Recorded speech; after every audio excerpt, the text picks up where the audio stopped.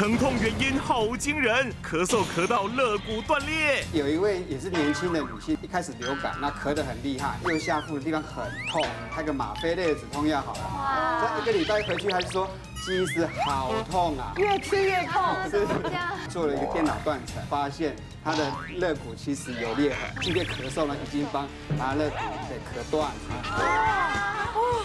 今晚10点，东森综合台32频道，医师好辣。